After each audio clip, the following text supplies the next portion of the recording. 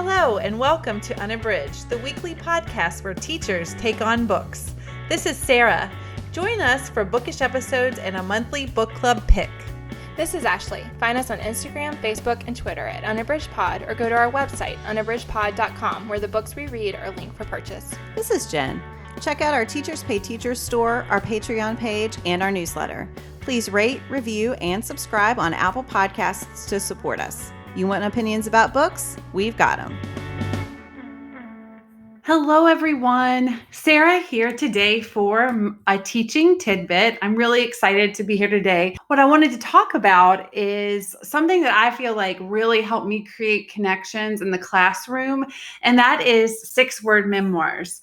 I originally heard about 6-word memoirs when I was fortunate enough to go to a training that Kelly Gallagher, who is, if you haven't heard of him, who is a huge advocate and a huge speaker in the teaching space. He is still teaching. He's actually an English teacher.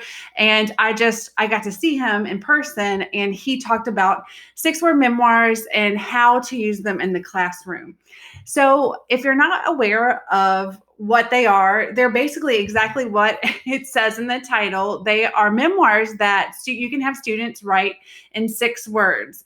And I like to even expand that to relate to other subjects. So you could relate it to research in history or in science. And I think there are a lot of really unique and creative ways to use this really simple idea in the classroom. So the first way is the most straightforward way. It's have your students think about a memoir about their life that they can convey in 6 words, and just let them have at it. They can do this on a piece of paper. They can illustrate it.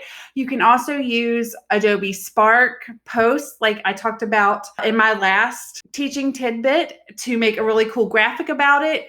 But just have them think about their life and have them think about a moment that they could condense and really capture in 6 words. And this really helps with word choice. It helps students really think and make sure that what they are saying is concise and to the point, and it allows them to have some creativity. Another way that isn't as straightforward, because the word memoir implies that you're talking about yourself, but another way that you could do it is to give students a scientist to research and then have them write a memoir for that scientist or that historical figure in their own words. Another thing that I really think is a cool idea is to give them something more abstract, like maybe calcium, like if you're in science, or if you want to do the periodic table and assign each student an element, and they can research that element, and then they can write actually memoirs as if they were that particular element. So I just think there are so many things that you can do to apply this across the curriculum.